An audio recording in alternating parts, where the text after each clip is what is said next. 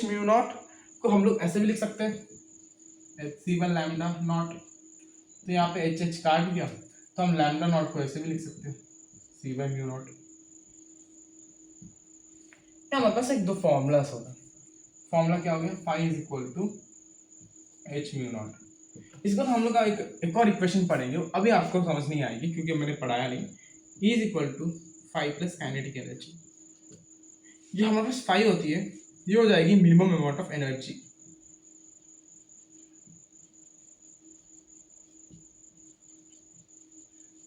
To emit an electron,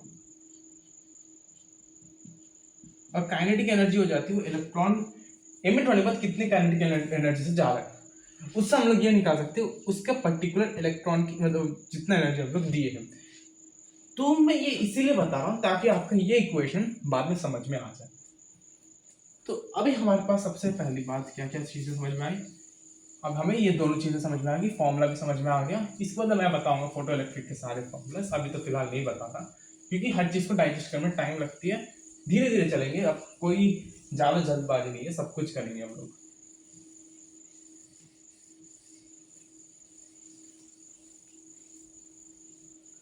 result भी हो गया, इंपॉर्टेंट डेफिनेशन भी हो गया। तो हमें बस लास्ट चीज़ जो बचती है ना, वो बचती है फेलियर ऑफ वेव थ्योरी। अब यहाँ पे मैं बोला था फॉर हर एक चीज़ पार्टिकल भी होती है, वेव भी होती है। तो यहाँ वेव थ्योरी फेल कैसे हो गई, देखो अब मैं एक्सप्लेन कर देता हूँ। इस दुनिया में हम जो भी लॉ देते, जो भी थ्योरी देते, वो 100% करेक्ट कर भी नहीं हो सकता। फॉर एन एग्जाम्पल, न्यूटन ने बताया था, डिस्कवर किया था ग्रेविटी को, न्यूटन ने डिस्कवर किया था फोर्स को, न्यूटन ने बना के रखा था, न्यूटन ने बहुत कुछ बना के दिया था भाई, इतने सारे बताने में समझ ही नहीं बचे मेरे पास। Law of conservation of mass, law of conservation of energy, सब कुछ हमें बताया गया था। ये सब लोग बताते हैं और मैं जानता हूँ बहुत लोग स्पेस में बहुत ज़्यादा इंटरेस्टेड रहते हो और बहुत ज़्यादा नॉलेज जानना चाहते हो। तो सबको, मोस्ट ऑफ द पीपल को पता होता है ब्लैक होल क्या होती है। तो ब्लैक होल के अंदर जब सारे के सारे लॉस जो होते हैं वो फेल हो जाते हैं। मतलब यूनिवर्स में ऐसे सारे लॉस जरूरी नहीं है कि पास हो जाए, कुछ लॉस फेल भी हो जाते हैं।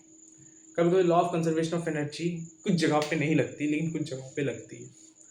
ये हमारा नेचर है फिजिक्स का, क्योंकि हम साइंस को समझने के लिए अभी भी हम लोग केपेबल नहीं है, हम लोग इतना भी एक्स्ट्रा ऑर्डिनरी थिंकर्स नहीं है। तो यहाँ पे भी कुछ 3-4 चीज़ें हमारे पास होती है जो वेव थ्योरी हमको एक्सप्लेन नहीं कर पाती है। जैसे कि एक हो गया हमारे पास, जब मैं तेरा आपको हर्ट्ज इक्वेशन बता रहा था, हर्ट्ज ऑब्जर्वेशन बता रहा था, तब मैंने बताया था कि जब हम मेटल शीट डालते हैं, जिसके पास इलेक्ट्रॉन्स होते हैं, जब हम इसमें लाइट डालते हैं तो मैं बताया यहाँ पे कुछ सॉर्ट ऑफ एनर्जी चली जाती है, इसमें बाउंस बैक हो, वैसे अंदर बाउंस हो जाता है, ऐसे ऐसे बाउंस हो जाते हैं, कुछ इलेक्ट्रॉन्स एमिट हो जाते हैं। अकॉर्डिंग टू वेव थ्योरी, अगर लाइट एक वेव होती है तो इसे पूरा का पूरा डिस्ट्रीब्यूट हो जाना चाहिए था, सब में डिस्ट्रीब्यूट हो जाना चाहिए था। अगर सब में डिस्ट्रीब्यूट हो जाएगा तो बहुत ज़्यादा एनर्जी देनी पड़ेगी, बहुत ज़्यादा अमाउंट ऑफ टाइम के बाद इलेक्ट्रॉन्स एमिट होता है। लेकिन यहाँ पे होता क्या है कि इलेक्ट्रॉन्स इमीडिएटली ही इजेक्ट हो जाता है। इमीडिएटली इजेक्ट क्यों हुआ वो हम नहीं जानते, लेकिन यहाँ पे हम ये बात बता सकते हैं, वेव का जो थ्योरी है वो गलत साबित हुआ। सबसे पहले यूनिवर्स सही हमसे काम कर रहा है, उसके खुद के लॉ से खुद से हम काम कर रहे हैं, लेकिन हम जो इंसान है वो इतने भी बुद्धिमान नहीं है कि हम लोग एग्जैक्ट थ्योरी और एग्जैक्ट प्रिसाइसली हम बता सकें कि एग्जैक्टली ये थ्योरी है, वेव का मतलब ये है, पार्टिकल का मतलब ये है, ये सारी चीज़ को हम बता सकें। यहाँ पे हमारे अंडरस्टैंडिंग में थोड़ी सी गड़बड़ होगी, इसलिए ये थ्योरी हमारी फेल होगी। इसलिए हमें कुछ मॉडिफिकेशंस करके इसे ठीक करना पड़ेगा वेव थ्योरी को, ताकि हमारे को पता चले कि ये ड्यूअल नेचर शो करता है। तो यहाँ पे हमारा एक तो लॉ ये ब्रेक हो गया। अब सेकेंड लॉ ये बोलती है, जैसे जैसे हम लोग इंटेंसिटी इंक्रीज करती है ना, तो उसको काइनेटिक एनर्जी भी इंक्रीज होनी चाहिए इलेक्ट्रॉन्स की, लेकिन ऐसे नहीं हो रही है। ये वेव थ्योरी बताती है, यहाँ पे ये भी चीज़ फॉलो नहीं हो रही है। तो यहाँ पे क्या हुआ, ये भी फेल हो गया, समझे। अगर सम अमाउंट ऑफ वेवलेंथ को, अगर इंटेंसिटी को बढ़ा दूं, इसके एनर्जी को बढ़ा दूं, तो होनी क्या चाहिए कि स्टॉपिंग पोटेंशियल भी, मतलब इजेक्ट होने के लिए जितना इलेक्ट्रॉन, जितना चाहिए फ्रीक्वेंसी चाहिए, उससे कम फ्रीक्वेंसी में भी हो जाना चाहिए। अगर इंटेंसिटी बढ़ाना, हम चाहे करोड़ों गुना इंटेंसिटी बढ़ा लें, अगर वो फ्रीक्वेंसी से कम एनर्जी की है, वो इलेक्ट्रॉन्स एमिट नहीं होंगे। लेकिन अगर वेव थ्योरी बोलती तो बोलता तब इलेक्ट्रॉन एमिट हो जाना चाहिए, तब जाके हमें पता चला वेव थ्योरी यहाँ पे फेल हो गई, वेव थ्योरी फेल्स। लेकिन जब हम लोग बात करते हैं पोलराइजेशन की, हम बात करें पोलराइजेशन, जो वेव थ्योरी हमने पढ़े थे, इंटरफेरेंस की, तब क्या हो रही है, तब वेव थ्योरी का पास हो जा रही है और पार्टिकल वाला थ्योरी फेल हो रही है। इसलिए स्टार्टिंग में बताया था, इसलिए लाइट को ड्यूअल नेचर कहा, कुछ जगह पे ये वेव का नेचर शो कर, कुछ जगह पे ये पार्टिकल का नेचर शो करना स्टार्ट करते हैं। अभी तक हम लोग इतना अंदर नहीं गए कि अब हम लोग न्यूमेरिकल्स करना स्टार्ट करते हैं। मैं जब पूरा थ्योरी खत्म कर दूंगा, धीरे धीरे करके सारे न्यूमेरिकल सॉल्व करूंगा, हर एक छोटे छोटे फॉर्मूलाज को एक्सप्लेन करूंगा, और सारे फॉर्मूलाज एक्सप्लेन करने के बाद अलग अलग प्लेलिस्ट बनाऊंगा, अलग अलग फॉर्म ऑफ एग्जामिनेशन के लिए, जैसे नीट के लिए अलग, जेई के लिए अलग, सीबीएसई के लिए अलग, सीयूईटी के लिए अलग बना के मैं रखूंगा, और वो हम लोग पढ़ेंगे। लेकिन अगर किसी को ये बात नहीं समझ में आ रही है कि एनोड का मतलब क्या होती है, कैथोड का मतलब क्या होती है, और अगर इलेक्ट्रॉन लेफ्ट जा रहा है तो करंट क्यों राइट जा रहा है। इसके लिए क्लास 10 के इलेक्ट्रिसिटी चैप्टर समझना हमारे लिए इंपॉर्टेंट है, और क्लास 10 के कुछ concepts metals and non metals हो गया, एसिड बेसिड सॉल्ट्स हो गए, वो सारे चैप्टर्स हमें समझना इंपॉर्टेंट होती है, क्योंकि वो एक बेस की तरह एक्ट कर रहा है, इसलिए हमें वो सारी चीज़ें याद करना जरूरी हो जाती है। एक और चीज़ बोलना चाहूँगा, फोटो इलेक्ट्रिक इफेक्ट और ये सारे फॉर्मूलाज जो होंगे, जैसे कि एक फॉर्मूला हम लोग पढ़े थे E=hc/λ, इसके न्यूमेरिकल्स, इसके सारे सवाल है, और इसमें मतलब जैसे 1 2 4 8 जैसे कुछ तो हम लोग याद करके रखे थे hc का वैल्यू, वो सारे के सारे हम लोग लास्ट में करेंगे। जितने भी फॉर्मूलास है वो मैं एक फॉर्मूला शीट बनाऊंगा, उस फॉर्मूला शीट में हम लोग क्या करेंगे, सारे फॉर्मूलास को डिस्कस करेंगे, एक एक करके सारे फॉर्मूलास को डिस्कस करेंगे, उसकी बेसिक थ्योरी समझेंगे, बेसिक थ्योरी समझने के बाद उसके सवाल करेंगे अकॉर्डिंग टू दैट, उसके हिसाब से हम लोग सब कुछ करेंगे। मेरा ये एक कॉन्सेप्ट है। तो सबसे पहले मैं क्या कह रहा हूँ कि फिजिक्स को समझते कैसे, इसके स्ट्रैटेजी वीडियो सब कुछ मैं धीरे धीरे करके बता दूँगा। तो आज की इस वीडियो में लेक्चर 2 इज ऑल्सो डन।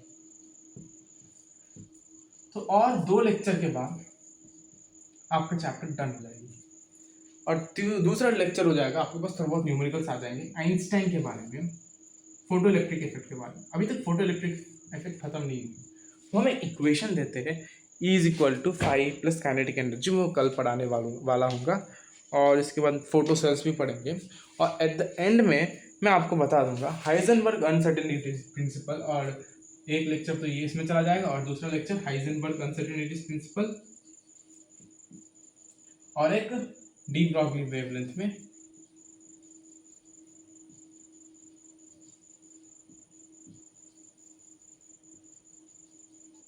समझ के हम लोग छोड़ देंगे, फिर ये चैप्टर खत्म हो जाएगा 4 लेक्चर में। उसके बाद हम करेंगे क्वेश्चंस की प्रैक्टिस, जब हम लोग क्वेश्चंस प्रैक्टिस करेंगे according to formulas, according to your subject, according to your exam, और धीरे धीरे करके पूरा चीज़ें खत्म कर देंगे। तो आज के लिए इतना है, मिलते हैं अगले लेक्चर पे, और पढ़ाई करते रहे, खुश रहे, और सक्सेस के पीछे भागते रहे। That's all for today, have a nice day and good bye.